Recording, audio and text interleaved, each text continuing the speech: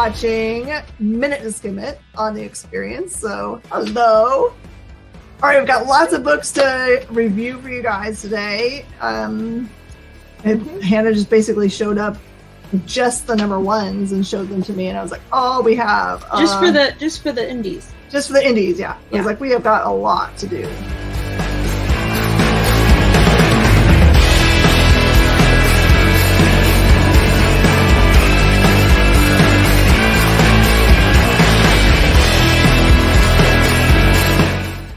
To be continued. 3 little words that hold the secret to the next great story. 3 words that will thrill you, confound you, give life to new possibilities. Every variation of To Be Continued is a promise of adventure, a promise of excitement, a promise of unseen wonders and unexplored worlds. A promise that every issue you read makes you a part of a never-ending journey, and behind every page there will be an unopened door waiting for you. This story to be continued at your local comic book shop today. Visit comicshoplocator.com today.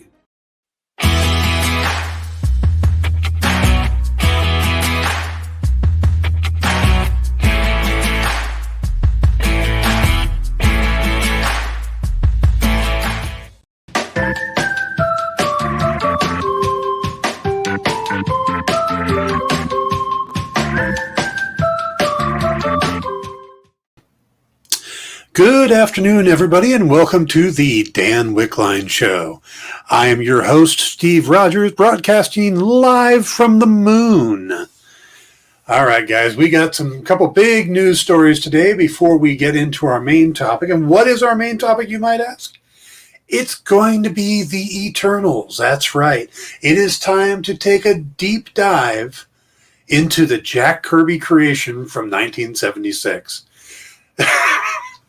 Thank you, JD. We're going to, like I said, go deep into it. Not going to get too much into what I think is going to come from the movie. We're going to focus more on just the history of the team, the characters, and the setup, because some of the stuff in the comics might be spoilerish. So we're going to try to dance around that. But we will get to that. First, though, I want to talk about a couple big news stories. Now, while there is the big news story, we're going to go with the slightly smaller one, but probably more important to the Marvel Cinematic Universe.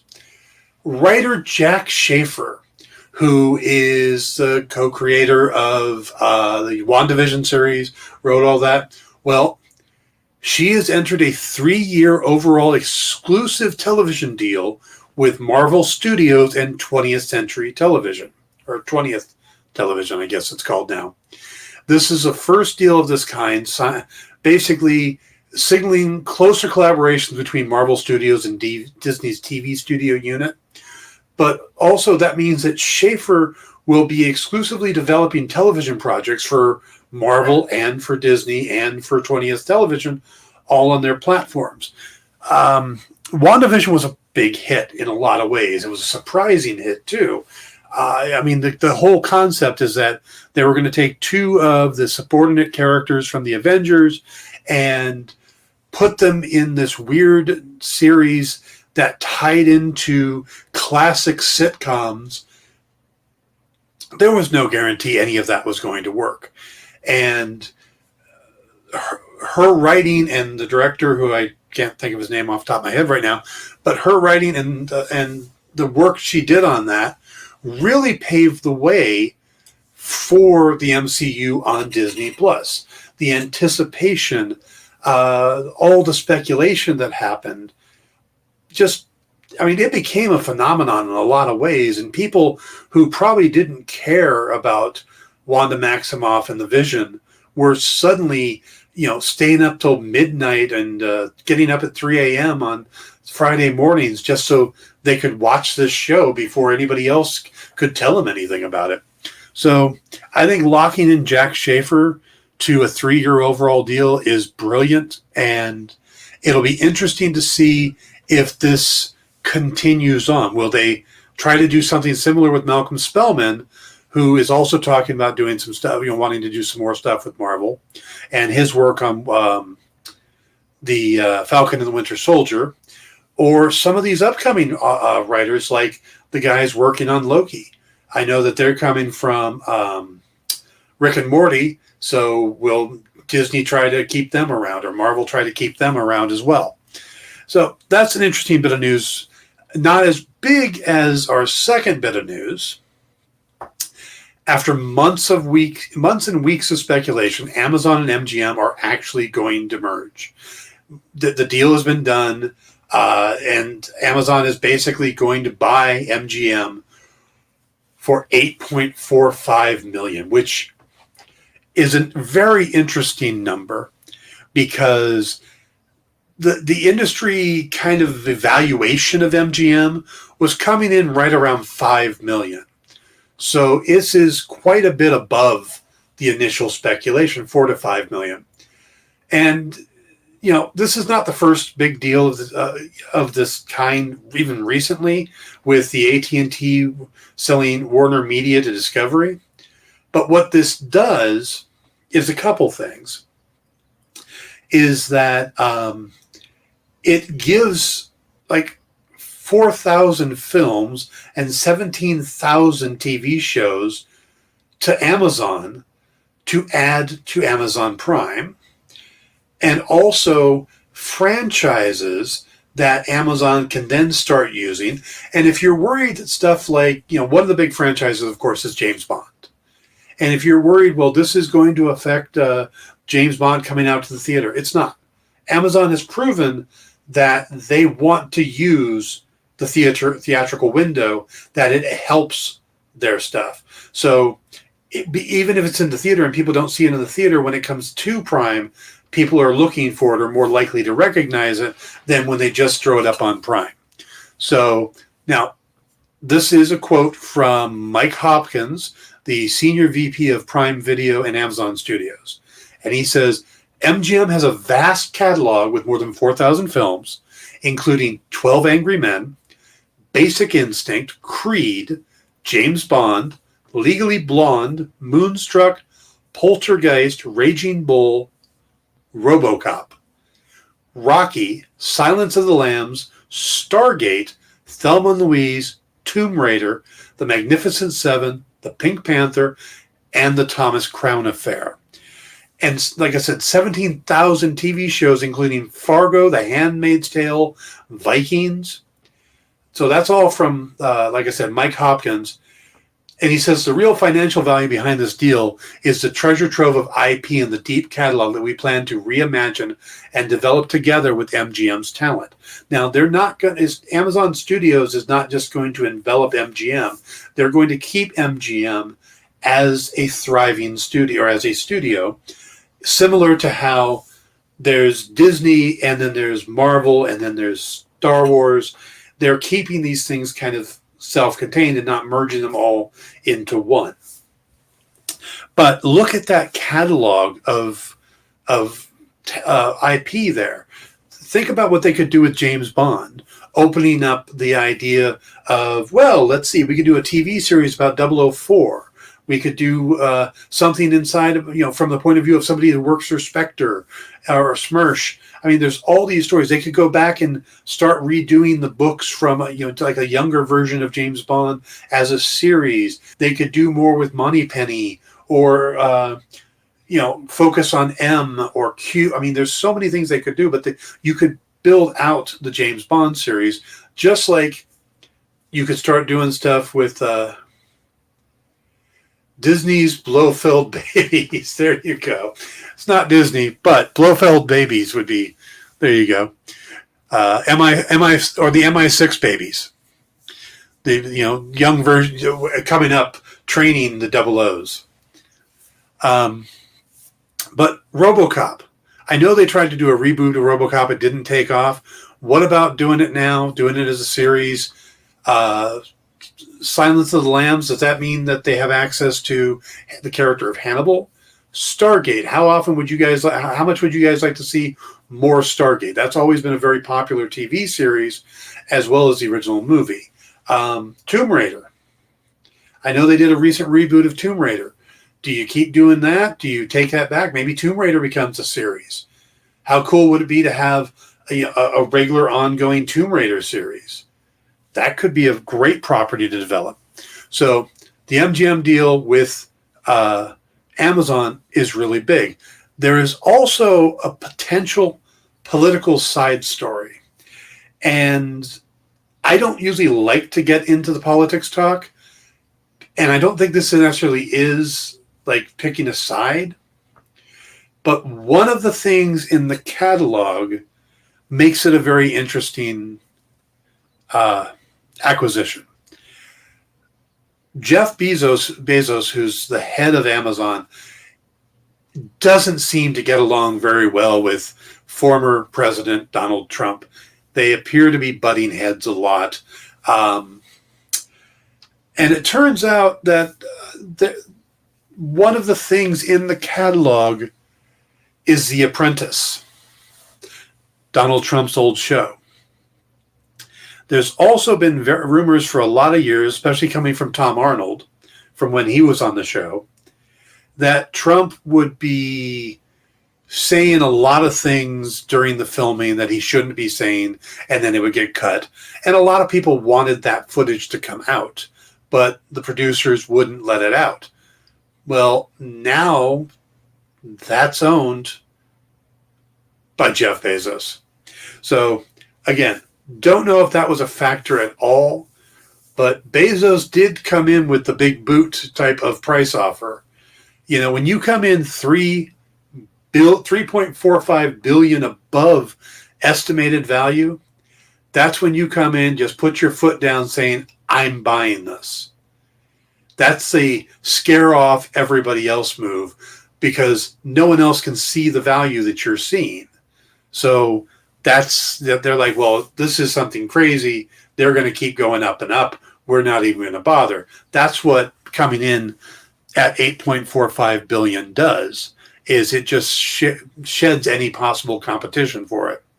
So that said, will that be a factor? Maybe Bezos just loves the idea of owning Donald Trump's TV show. Maybe he'll release the footage. Maybe he won't. But that question's now out there. So much so that even Deadline has done a story about The Apprentice footage. Where it'll go, don't know. Now, there's other news stories today, but we're going to save those for Thursday, for tomorrow night, because I do want to do a deep dive into the Eternals after that trailer. But before we do, I am supposed to remind you, and I'm happy to remind you, honestly, that this weekend we're doing a celebration of Asian American Pacific Islander Heritage Month here on The Experience.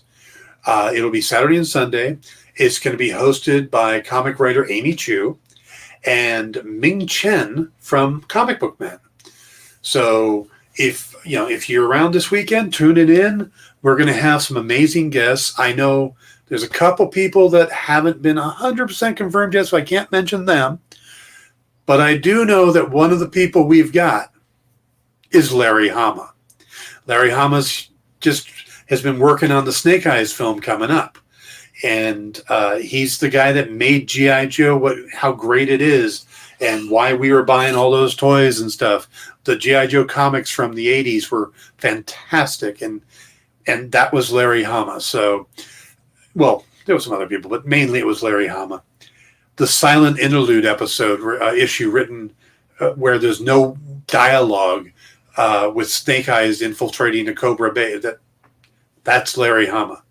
So tune in this weekend. Larry Hama. I know there's some other guests. I'm zoning on them right now. JD, if you have any of the other guests you want to throw names in chats that you can say would be great. But otherwise, also for things like this, our schedule updates, our guest list, you can sign up for our mailing list over at comicshoppingexperience.com. Go there, sign up for the mailing list. We don't put out too many mailers, so it's not like we're going to be swamping your inbox. But you'll get to know whether it's coming up, when my next show is going to be, when we're going to have guests, stuff like that. So check out comicshoppingexperience.com. And you can follow us on Instagram and TikTok. Kyle told me that I'm pretty popular on TikTok right now. I have no idea. I'm old enough that I don't even want to know TikTok. But on Instagram, we are _experience1. Same with on TikTok. All right. JD just drew the link in there. So join us on TikTok or Instagram. And if you're on Instagram, you'll notice that they try to put pictures up every day to go with the shows. They keep asking me for pictures, and I'm trying to give them more and more insane pictures. The one I gave them for yesterday was me wearing a steampunk eye patch. Last week, I gave them one with wearing a Spider-Man mask. I have a Dr. Fate helmet that'll probably be making an appearance soon, too. So, all right, let's get into the Eternals, shall we? Now, the thing about the Eternals, they've never really been that popular. They were created in 1976 by Jack Kirby, who had just returned from his time spent at DC Comics. And he had gone to DC because he wasn't feeling he was being treated well by Marvel. So he went to DC and he created the New Gods and the Fourth World Saga. And he was cranking out this huge amount of books a month. He was doing Superman pal Jimmy Olsen. He was doing Mr. Miracle. He was doing the Forever People and the New Gods. And he was creating this whole universe. But before, and he had a finite story he was trying to tell, but before he got to the end, they canceled it. And at that point, I don't know if his good graces with DC had run out. He returned to Marvel, and when he came back, he did some Captain America work, stuff like that, but he created the Eternals. Now, there's kind of similarity. I mean, between the Fourth World and the Eternals, you got a team of godlike creatures split between a beatific race and a malicious one. But, but putting the thematic similarities aside, the team shared a similar fate when the series was canceled after 19 issues, before Jack could finish this story either. Since then, there has been 4 other series, with Neil Gaiman's 2006 being the most popular. And there's a good chance that Gaiman's series is going to be kind of the inspiration for the movie. And it makes sense if you read the series. There's also a 4-issue miniseries Kieran Gillian just concluded back in April. Other than that, other than some appearances in the Avengers or Thor, the characters as a team have never really caught on. They basically have a group origin that is very convoluted and tied into Celestials. Now, for the non-comic readers, we've seen the Celestials before in Guardians of the Galaxy. First, we got a look at Nowhere, the giant floating headspace. That's the head of a Celestial. When on Nowhere, they meet with the Collector, and he shows them the history of the stones. There is this giant guy hitting a staff on the ground and wiping out all these people with the Power Stone. That's Eson the Searcher, another Celestial. So, also in Guardians of the Galaxy 2, we meet Peter Quill's father, Ego. And Ego not only is a Celestial, but he claims to be the last Celestial. Now, whether he's telling the truth or not is anyone's guess, but I'm going to try to do a kind of a brief history on the Marvel cosmic history, and that Celestials are a big part of it, and it ties into the Eternals and all that. So let me try to break this down. The Celestials are powerful cosmic entities that travel the galaxies to find planets where primitive life have taken on. Then they screw with them. They do little experiments, and like ants, when you're a kid and you take a magnifying glass to ants, those are the Celestials. When they showed up on Earth, they found, I want to say primitive man, but it's even earlier than that. And they split two variations off of it. One of them being the Eternals, which were these kind of perfect-looking, long-lived, godlike creatures. And then they went the other direction and created these unstable, grotesque creatures they call deviants. Now, they've done this on multiple planets, by the way. One of them being the creation of the Krees and the Skrulls. So the whole Kree-Skrull war, because the Celestials got involved.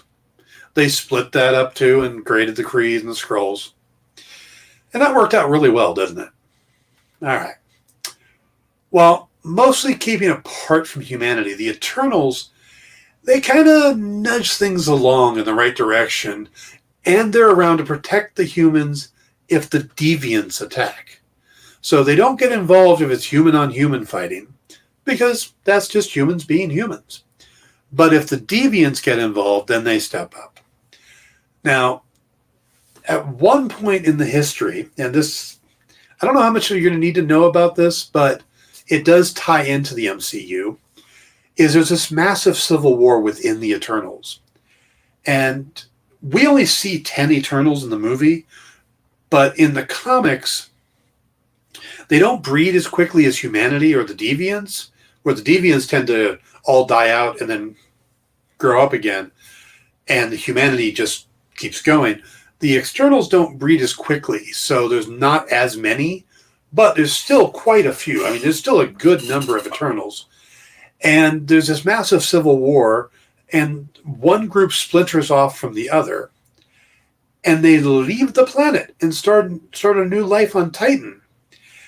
And up there is where we get a couple other characters. The character of Star Fox, who is an Avenger for a while, he is named Eros, and he's a Eternal from Titans.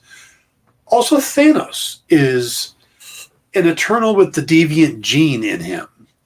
So that's why he looks kind of purple and got the little chin thing going on. But, you know, he comes from Titan as well. So the Eternals do tie into the last big bad, basically. Now, about 18,000 years ago, the Celestials swung by to check on their experiment. And they got attacked by the Deviants. Now, they weren't happy about this at all.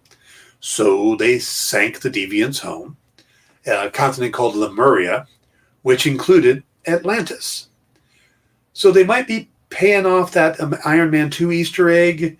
And, there's some guy named Namor from Atlantis. So they may be setting up Atlantis in this as well. And sometime in the early centuries, the Eternals were up against the immortal mutant Apocalypse. So, because Apocalypse has been long-lived as well. So we're talking like early centuries. And they fought him in Egypt and defeated him. So there's an X-Men tie. I know a lot of people going, oh my God, when the mutants are coming? When are the mutants coming? And the Eternals are part of what causes mutants and superheroes and stuff through the Celestials or the tampering. But we're not going to get too much into that. And I don't think we're going to get mutants in this movie. We may get the setup for them, but I don't think we're going to actually get mutants that much in this movie. Now, basically, we're not getting an apocalypse. Basically, the Eternals are a group of near-God individuals that protect humanity and then wait around for the Celestials to return, which they've done occasionally. And each time, it seems like the Eternals turn against the Celestials to help protect them. I mean, they should see that coming. Hey, we're going to put you on this planet to protect these humans. Oh, and we might come back and decide to kill all of them. Don't get too attached. Yeah, that's not going to work at all. And it doesn't. And every time the Celestials have come back, the Eternals have gotten together and tried to stop them. Now, in the comics, like I said, there's a lot of Eternals, but I'm going to break down the 10 that we see in the movie. There may be more, but we really don't know, Just trying to think of anything else that I need to cover before I break that down. Again, they've not popped up a lot in the comics as a team. When they do, it's usually in one of the 5 series, whether it's Jack Kirby's series, Kieran Gillian's series. There was a 12-part series that tried to tie up Jack Kirby's series by Roger Stern, I believe, and then most of that got ignored. Neil Gaiman's series was with John Romita Jr. was probably the most influential, but we'll see with how it does. But if you're looking to pick up a book, that would be a good one.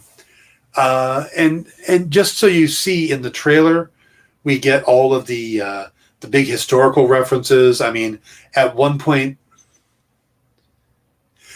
we're looking at the Ishtar Gate, which would put them in Babylon about 575 BC. We get to see the Hanging Gardens of Babylon in the background, which is one of the original 7 wonders of the ancient world. So this is going to this movie is going to go through the history. I don't know if necessarily, I don't think it's going to be a linear story. I think it's going to be told from modern day, and then we'll learn everything going forward. We'll learn all about them, but I think we're going to start in the modern day, similar to how, if you're going to equate anything, it's going to be the original Thor, and how that really starts on Earth before we ever get to Asgard.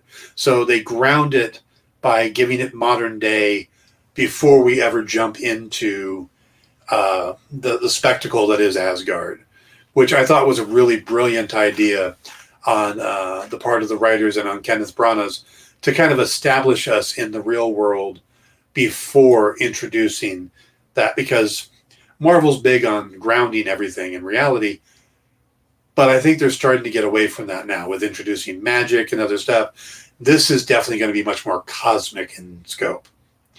All right. Before I jump into the individual characters, let me wave to JD. And let's go ahead and toss to a commercial break because it's almost halftime. So, JD, take it away.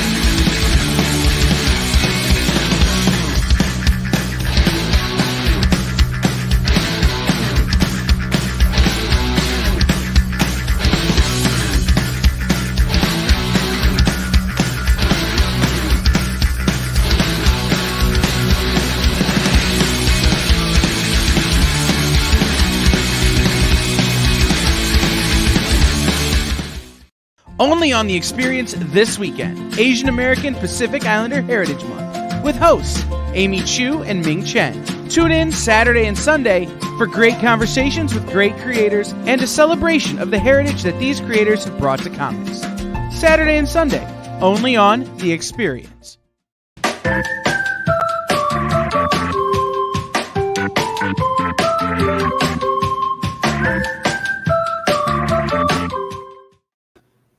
Hey everybody, welcome back. We are going to now take a deep dive into the 10 Eternals that we're going to be seeing in the movie. Now, like I said, there's many more in the comics, but they seem to focus only on these 10, at least that we've seen so far. This is really just a teaser trailer that introduces the characters. We don't really get the bad guys. We don't really get to see any of the plot of what's going to be happening. So take it that this was just the teaser, and hopefully the next trailer will be much more about the story. Now, some of these characters have just a teeny tiny little itty bitty history, while others, huge. So we're going to go through them. It's relatively quickly. Should pretty much take the rest of the show, but we're going to start off with Ajax. Now, Ajax is played by Salma Hayek. And in the comics, it's a male character. And they've done this with a couple of the characters in the movie. But so I'll probably be using the he pronoun to describe Ajax, because I'm talking about the one in the comics. Now, again, he's the inspiration for the Ajax character in Greek mythology. Also the Incan god Tecumseh and the Aztec god Quetzalcoatl. He was a communicator for the Celestials when they made their third visit. So that, basically he was the voice of Celestials. They communicated with him, and then he passed it on to everybody else. And then he napped for 1,000 years, waiting for them to return. When they did return, Icarus woke him up, and again, he was the voice of the Celestials. That's kind of his gig. He's the spiritual leader of the group in what we're seeing here. In Secret Invasion, one of the Secret Invasions, he teamed with Hercules and the group called the God Squad to battle the Skrull gods. And like all Eternals, Ajax has the power of energy manipulation and complete control over their cellular makeup, long life, superhuman strength and durability. They have flight, they have teleportation, and they can usually throw energy bolts. Now, that's going to be the same for all of the Eternals. Some of them will be better than others at certain areas. One of them has particularly focused on speed, another one on strength, a third one on illusions or energy manipulation or molecular. But overall, they have the same basic power set that goes with the same basic origin. They're just, created by the Celestials. Now, the second one we see is Athena, played by Angelina Jolie. And as you see in the trailer, she's got the big staff that she's swinging around, and she's fighting stuff. Now, she's often mistaken for the Greek goddess Athena, and she was actually the inspiration for the city of Athens. Over the centuries, now, this is where she gets very complicated, because over the centuries, she fell in love with a deviant, a warlord named Crow. And a lot of problems that the Eternals have faced over the years come from her connection with Crow. And at one point, they became lovers, and she had a set of twins that she then gave to another woman, an infertile human woman, to raise and think that they were own. So, but she would kind of keep an eye on them and stuff. And this worked out well until they became basically plot points. And there was a demented doctor who manipulated Ajax into a giant monster, and Ajax then hunted down the twins. So that's the type of history that Athena has. She's the warrior. She has all the same powers as the other ones, but she's an extremely skilled fighter, and she's supposed to be able to create weapons, any kind of weapon. So in the trailer, there's a moment where we see somebody handing a dagger to someone else, and it looks like maybe one of the Eternals is giving the humanity their first tool or their first weapon. That looks like it's Athena, and it probably is. All right. Third on our list here. This is the most convoluted and big one. This is Cersei, and she's played by Gemma Chan, of course, who has already been in the Marvel Universe as Minerva over in Captain Marvel. But she has one of the bigger histories, and Kevin Feige has said that she's kind of pretty much the star. If there was it's an ensemble piece, but if there was a star, it's Cersei, and that makes a lot of sense when you hear her history. Now, she has always wanted to live among the humans. She was less connected to the Eternals, wanted to live among the humans, and did so all the way back to ancient Mesopotamia. And while she was in Mesopotamia, she met a time-traveling Captain America. Okay, so that was her first connection with Captain America. I didn't get a chance to look up why Cap was time-traveling, and you'll notice that Cap's shield shows up a few times in the trailer, or a variation of the shield. One of the warriors Athena's fighting has a shield that looks like Cap's shield. In Kingo's Bollywood dance routine, there's some shields in the back that look kind of like that. And then there's actually a moment where Sprite is singing on an airplane. And if you look way in the background, Cap's original shield that he had during the USO show appears to be hanging on the wall there. Now, that's also supposed to be in the Smithsonian. So I don't know if Kingo has the real one or if the Smithsonian does. Now, in her history, she helped inspire Homer to write the Odyssey, and he wrote about her, but named her Cersei, C-I-R-C-E, as opposed to the S-E-R-S-I version that she goes by. She was involved with filling Pandora's box. She spent time in Nero's Rome, where she actually had to be saved as it was being burned down by another Eternal. She had to be saved by another Eternal. Nero burned it. She was in Camelot and worked with Merlin, and she was at the Viking siege of Paris. Now, she would ally herself with Thor and help Captain America on a case before eventually joining the Avengers herself for a time. This is where she also started a relationship with Dane Whitman, and we know Dane Whitman's going to be in the movie. He's being played by Kit Harington. We only get to see him just a blip in the trailer, but he'll be a bigger part. It's most likely going to be the two of them as the driving force of the movie, where she's explaining everything to him. He'll be the audience person, and she'll be our guide as an Eternal. It's kind of how I'm seeing it. But so she started a relationship with Dane Whitman, who is also the Avenger of the Black Knight. Now, this was really convoluted because at the same time, Dane was having a relationship with Crystal of the Inhumans. Dane's got it going on. Now, during this period, Cersei started getting much more aggressive to the point where she tried to kill the Supreme Intelligence of the Kree. She does take a life later on.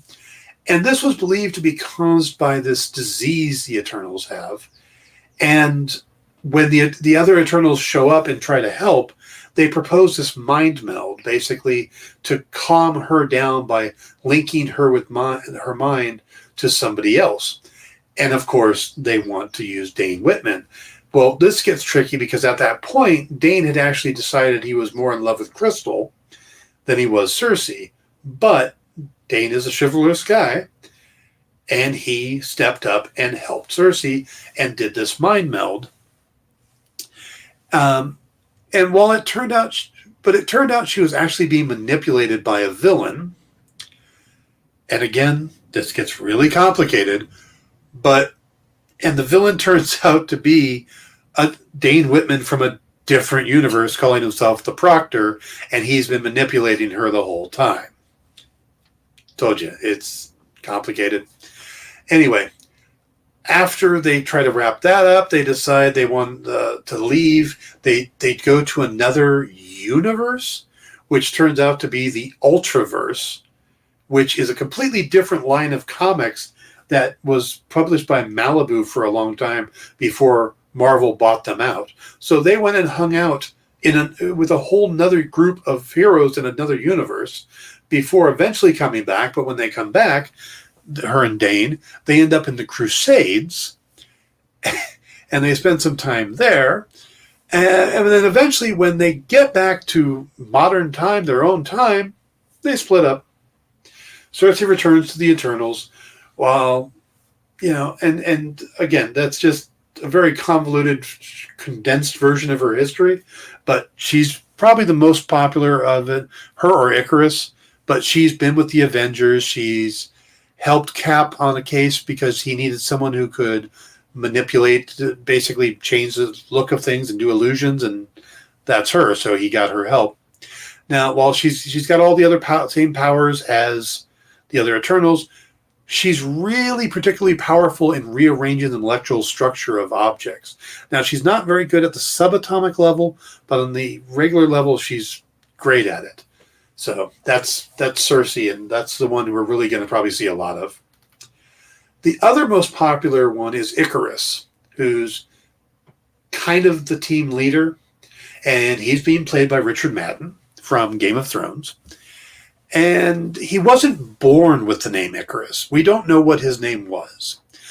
But he's sadly the inspiration for the famous Greek tragedy. He took a human lover. They had a child. But he kept having to go off and fight deviants and stuff. Well, his child, if an Eternal and a human have a child, they're just human children. And he wanted to give his son something special, something like, power-wise. So he created this set of wings that his son would be able to use. But his son was too young to use them. He said, wait, when I come back, I'll teach you how to use them. But what to an Eternal is a couple days, is a couple months or a couple years to a human. So when he goes off and is gone for a while, eventually the son decides he's grown up some. It's been a couple years. He's going to use these wings to go find his father. So he puts them on. And of course, he doesn't really understand how to use them. He ends up going too high. And where in the myth, it's, he gets too close to the sun and the sun melts his wings. In the comics, young Icarus is the name of the boy. He flies up so high, he actually goes into outer space, loses consciousness because of lack of oxygen, plummets back down and crashes into the sea where he dies. His Eternal father decides to take his name for himself to honor his son. So that's how he becomes Icarus. Now, he's more active than the other Eternals in protecting humanity. And at one point, swear to God, he became a professional wrestler under the name of Iceberg Ike Harris. And their wrestling got big for a while in comics. It involved The Thing. Captain America had some stuff to do with it, with the Power Broker and all that. So, yep, Icarus became a wrestler named Iceberg Ike Harris. Now, eventually, there's a storyline, the Neil Gaiman storyline, where the Eternals lose their memory and reality is altered. It's Icarus who remembers everything, or who's able to remember and goes around and is the one that starts waking them up with Makari and Cersei and stuff like that. He's also has kind of a rivalry with Athena. They seem to really not like each other. So I don't know if that'll play much into the new into the movie, but there is an obvious problem between the two. Among his other powers, Icarus is rather adept at shooting energy beams out of his eyes or his hands. So he seems to be one of the two that seems the most super heroic of all of them. Makari being the other. Now, gonna stop for just a second here. And we're at the quarter hour. I want to remind you again, if you're around this weekend, you're looking for something fun, we're doing a celebration of Asian American Pacific Islander Heritage Month. We're having lots of great guests, including Larry Hama. And like I said, I know some that are confirmed and some that aren't. So I don't really want to say the wrong ones. But Saturday and Sunday, it's being hosted by comic writer Amy Chu.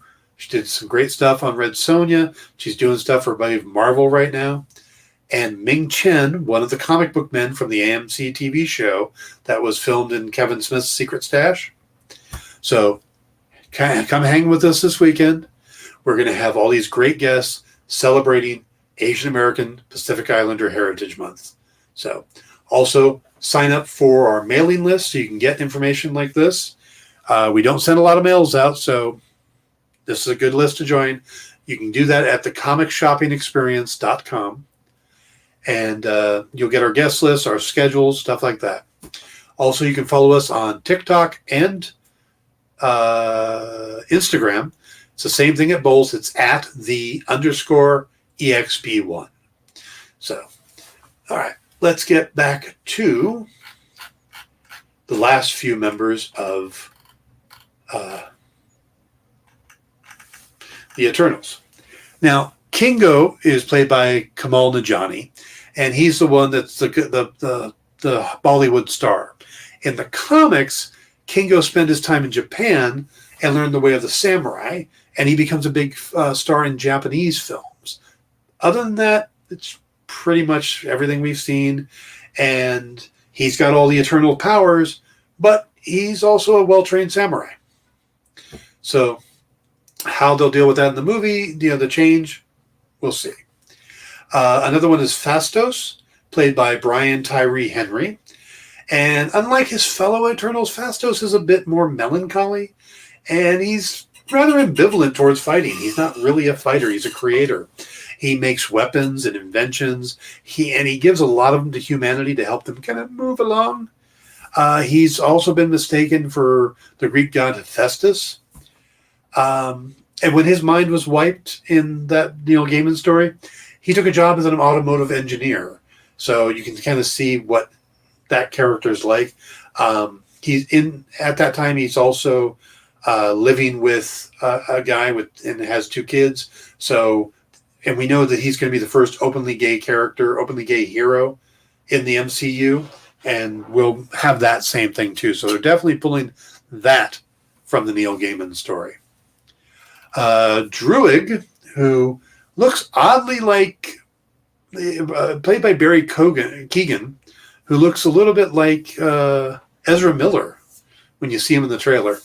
Now, he's known as kind of the power-hungry schemer. And at times, he serves as part of the KGB in Russia. He's never really been a fan of humanity. He's always preferred the idea of ruling them rather than protecting them. And well, again, got all the same basic powers. His specialty is telepathy and manipulating people, which is a good chance of what we're going to see him doing in the movie.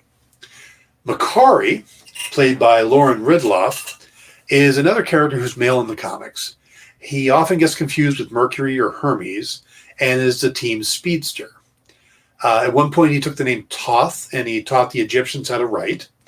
And he's been a witness to a lot of major events like the burning of Rome, where he saved Cersei, the reign of Vlad the Impaler, and even the battle for the Alamo. At one point, he decided to become a hero, and he called himself Hurricane, the son of Thor, and was a superhero in the 1940s. When his biggest foe that he kept going up against was the warlord Crow from the Deviants, but it was always in these very human things, like involving the mob or whatever, and it was always very 1940s.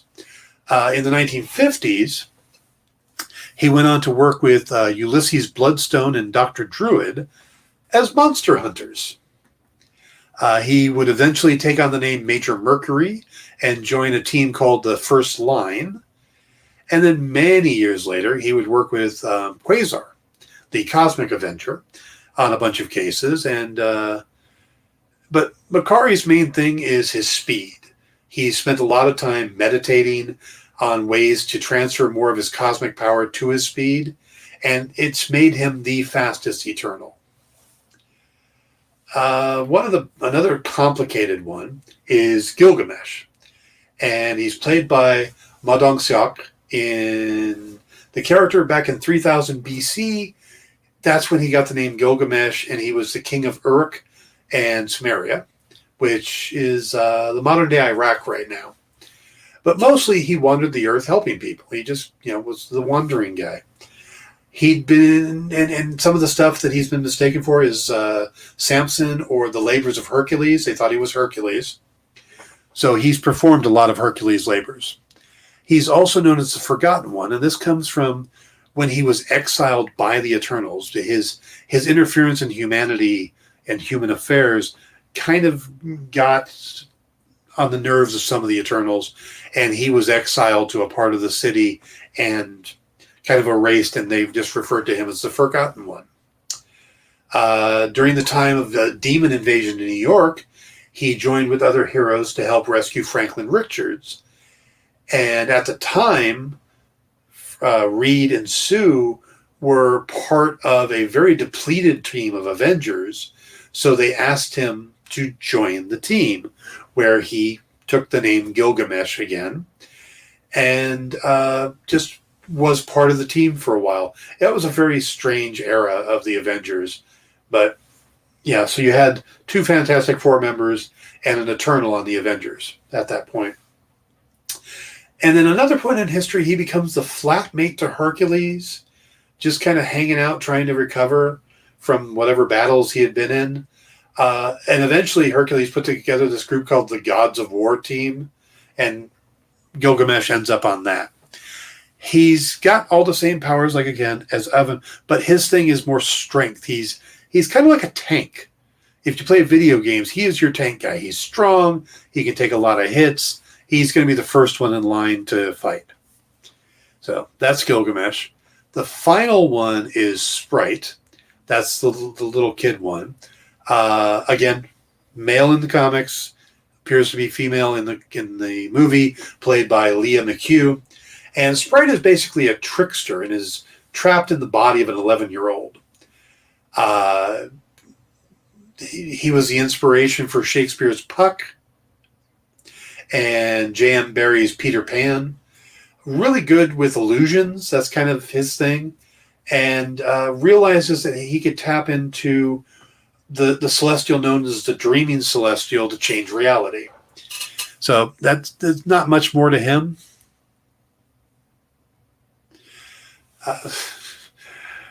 JD Smith says, I would have preferred Herc's team be called the Gods of Civil Discourse. I like that. Now, something else you guys need to know about the Eternals is they have this move where it's called the Unimind. This is a being of pure energy that comes together when several Eternals join their will and their intelligence. The more the Eternals, the more powerful the Unimind. Think Captain Planet with no features, just a light construct. But now it used to be that there was something called the Prime Eternal. And this was basically the chief guy, and it passes through either heredity or combat. But it was for a long time there, only the Prime Eternal could create the Unimind. But that was changed later on in the comics, and it looks like in the trailer there's a point where Druid is actually starting the Unimind, and we see all that light kind of float around and stuff. So I have a feeling the Unimind is going to pop up. It's kind of like if in an episode of Ultron they don't eventually form the big, or not Ultron, Voltron. They don't eventually form the big Voltron robot. You feel cheated. If you have an Eternal story and you don't end up with the Unimind, then you're being kind of cheated. Now, I mentioned earlier that one of the significant stories is the 2006 Neil Gaiman John Romita Jr. run. Now, the Eternals all appear in that the Eternals all appear to have lost their memory and are just living as normal humans. Now, Icarus is the one that kind of figures out what's going on, and he goes around and starts trying to wake them up. Now, all of this is put together by Sprite. Sprite is angered at being trapped in the body of an 11-year-old. So he manages to alter, by tapping into the Dreaming Celestial's ability, he is able to change reality, basically giving the rest of the Eternals amnesia, and turning himself into a human so that he wouldn't actually age. The Dreaming Celestial could be a big part of the series, and is in the comic, it's buried under Golden Gate Park in San Francisco. And Icarus is trying to wake everybody up because the Deviants, so while Icarus is trying to wake everybody up, the Deviants are trying to wake up the Dreaming Celestial. Now, that's going to be where I end on talking about the Neil Gaiman run, because, like I said, there's a good chance that this is the source for the movie. So keep that in mind. If you go back and read that run, you might be kind of letting yourself in on what's going to be happening. But those are probably the runs that come to mind the most for the Eternals. The Jack Kirby initial run, which you can get in trade. The Neil Gaiman one, which you can get in trade. I got it probably a few months ago, read it, really enjoyed it. It's a good story. There's the recent Kieran Gillian run that just took place beginning of this year. It was like January, February, March, and April. It was a 4-issue run.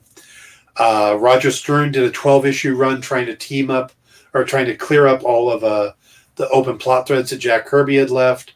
And I don't know if it was Charles Knopf or Daniel Knopf. They're both writers, father and son. But Knopf and Daniel Acuna did a series a few years back as well. So those are only the real, like I said, there's only 5 basic Eternal miniseries. You could also go back and find when Gilgamesh is part of the Avengers or Cersei is part of the Avengers. That's your deep dive into the Eternals. Like I said, they were never really been that popular. And it's interesting that this is what they chose to make a movie out of. Now, word is that Kevin Feige wanted to do another team, but he wanted to do one that was kind of already a team. He didn't want to do another Avengers or Guardians where it's a matter of putting them together. He wanted one that was already established. And in the Marvel Universe, that really is only 2. There's the Eternals and the Inhumans. And we know what happened with the Inhumans when they tried to do a TV series about it. It didn't work out well. They gave it to the wrong person. I mean, that's pretty much they gave it to the wrong person, and it did not come out well. There were some highlights to it, but overall, the Inhumans was a bad series.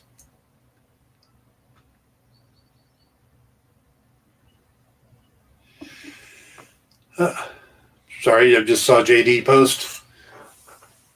It's nonstop high-end comic slinging with Master of Speed Dashman. Join us on Facebook and YouTube for the Dashman Comics Sales Show next. So now you know what's following me. Dashman's coming up next, and I've just got another minute here before I have to wrap this up. So let me just say thank you for joining us. If you guys want me to cover more of this, stuff like that, or want me to break down the trailer, I did a breakdown of the trailer on my own YouTube page. I didn't do that here. If that's something you guys want to see, let me know. Otherwise, I will be back tomorrow night at 6 p.m. for the Dan Wickline Show again. And then on the weekend, you can see Popco the Writers. Also, remember, Asian American Pacific Islander Heritage Month celebration this weekend here on The Experience. I hope you guys enjoyed the show. I hope you enjoyed this deep dive into Jack Kirby's creation. I'm looking forward to the movie. It looks different than anything that Marvel has done before, so I'm excited to see it. Thank you for tuning in. Thank you, JD, for running the boards. Thank you, JD, for throwing your questions. We got 2 JDs. That gets confusing. But thank you, guys. Have a great afternoon, and I will see you tomorrow.